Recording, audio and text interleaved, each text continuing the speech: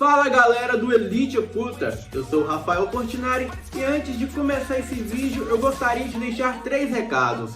Primeiro, eu gostaria de pedir a vocês para me seguirem lá no TikTok. Lá no TikTok também sai vídeo todo dia. E o link do meu canal do TikTok está aqui na descrição desse vídeo.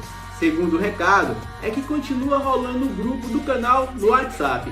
O link para entrar no grupo também se encontra aqui na descrição desse vídeo. E por último, tá rolando a sessão Corujão todos os dias às 2 da madrugada aqui no Elite Oculta. A sessão Corujão é uma maratona com os melhores relatos do canal para você que tem insônia e fica procurando o que tem de mais assustador aqui no YouTube. Agora, peguem a pipoca e bora pro relato.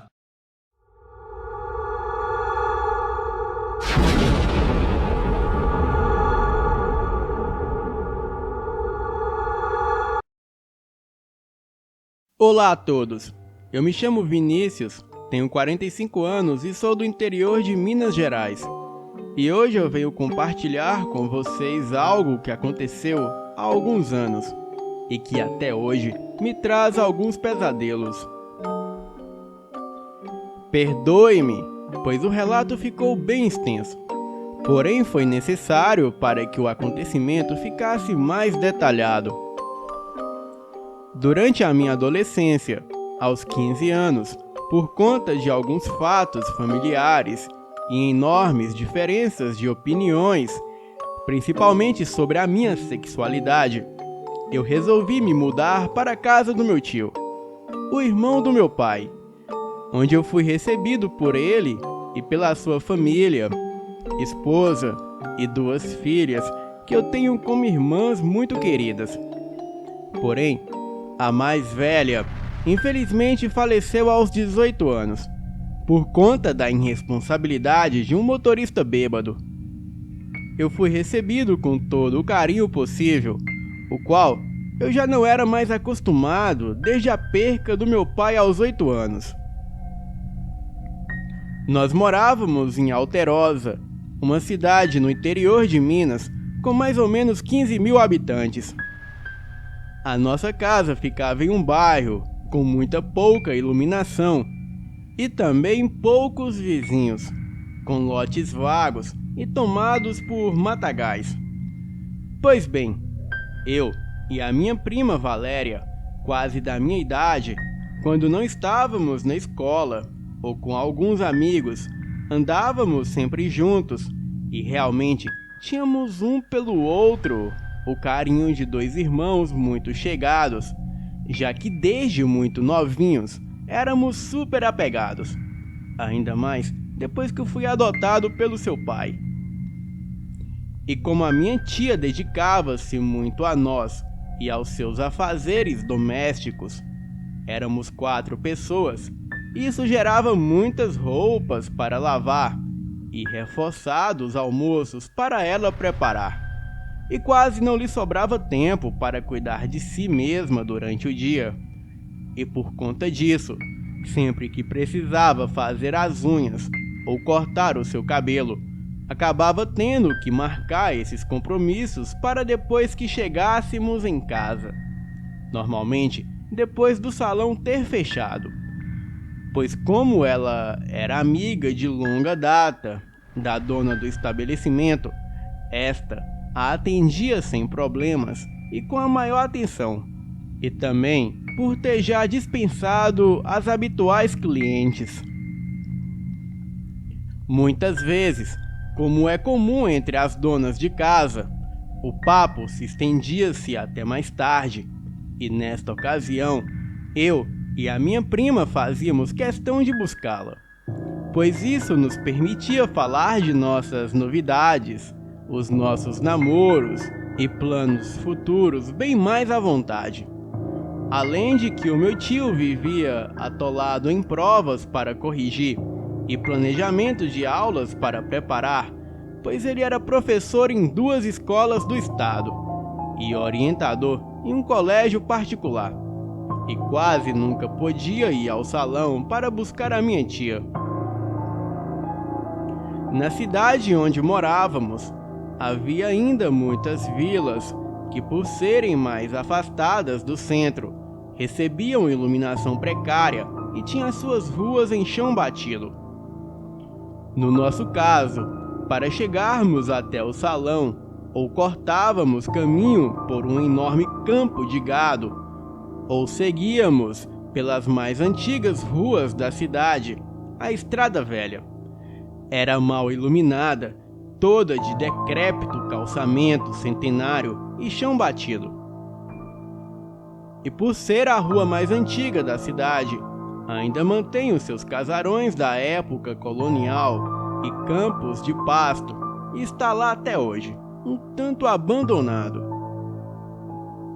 Também, essa estrada mantém as mais tenebrosas histórias de assombrações que o povo conta, desde o diabinho do barreiro, quanto o caixão que aparecia se arrastando no meio da estrada, e tudo isso na memória dos mais velhos habitantes, desde o início da história da cidade, que hoje conta com mais de 150 anos. Mas vamos à história. Certo dia, em torno das 22 horas numa sexta-feira de lua cheia, quando nós dirigíamos ao objetivo citado, resolvemos que tomaríamos o caminho da estrada, pois como havia chovido recentemente, o campo por onde atalhávamos deveria estar todo enlameado. E da estrada, conseguíamos avistar quase todo o nosso habitual atalho, e caminhando paralelamente a ele, pois era um campo aberto, com poucas árvores e um pequeno matagal, e embora não houvesse nenhum poste de luz funcionando, a lua iluminava muito bem o caminho. Em dado momento do caminho, notamos uma árvore que não existia ali antes. Perguntei à minha prima se ela se lembrava daquela árvore e ela disse que não. Passamos por milhares de vezes por aquele caminho e nunca a notamos antes. Pois bem, prestando mais atenção, notamos que não era uma árvore, e sim uma pessoa. Era como se a árvore tivesse virado uma pessoa, mas como havia pouca iluminação, achamos que era imaginação nossa. Essa pessoa vinha ao longe, em direção contrária à nossa, só que pelo atalho que havíamos evitado. Imaginamos que era um amigo nosso, fazendeiro da região, e começamos a acenar para que ele nos visse e viesse ao nosso encontro. E quando aquela pessoa aparentemente nos viu, ele virou-se imediatamente para nós. Porém, ao invés de contornar o mato para chegar à estrada, ele começou a vir por entre os arbustos e árvores, o que achamos estranho por ser bem mais trabalhoso. O pavor começou quando notamos que não era o fazendeiro, e sim algo que quanto mais se aproximava, aparentava ficar cada vez mais alto. O que não era o caso de nenhum humano ou ser vivo desse planeta. Quando aquilo já estava mais próximo e aparentando ter uns quase 5 metros de altura, notamos que não era alguém normal por ser muito alto, porém extremamente vagaroso e desengonçado, e ele fumava um enorme cigarro de fumo que produzia um cheiro muito forte e ruim. Ainda víamos somente a sua silhueta, recortada contra a luz da lua, mas posso garantir que era mais alto que as árvores ao redor.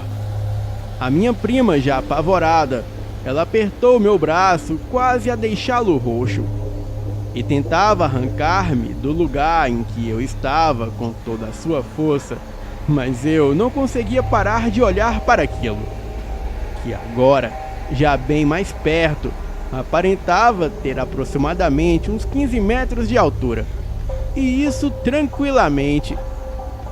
Quando conseguir parar de olhar e notar o medo que a minha prima estava sentindo, eu notei que eu mesmo também estava tremendo, pois o gigante era esverdeado barrigudo. Porém, o resto do seu corpo, exceto a barriga, era muito magro. E ele, com uma voz estrondosa, disse o seguinte: Por que vocês me chamaram? Eu estava ali descansando e vocês me chamaram aqui. Quando ele terminou de falar, nós começamos a correr no escuro, pisando em poças e lama da estrada, na direção da próxima rua, onde esperávamos que houvessem algumas lâmpadas e também pessoas. Enquanto corríamos, olhávamos para o lado em direção à cerca de arame farpado que separava o campo da rua onde estávamos, e vimos como se a sombra daquilo estivesse vindo em nossa direção, como se fosse uma cobra se arrastando no chão. Encontramos a nossa mãe e voltamos pelo mesmo caminho sem nem olhar para o lado, temendo ver aquela criatura novamente. E quando chegamos em casa, longe dos ouvidos céticos do meu tio, contamos o acontecido para minha mãe e para minha avó, e ela nos disse que o meu pai e o meu tio, quando jovens, eles detestavam passar pela mesma rua durante a noite, pois parecia que um tanto de sombra sempre lhes perseguiam. E a minha própria avó até encontrou Saci naquela rua. Ele lhe pediu um beijo para ela. Então, ela saiu correndo e ele começou a atacar pedras nela. Até pouco antes de falecer, a minha amada prima confirmava de olhos arregalados essa história.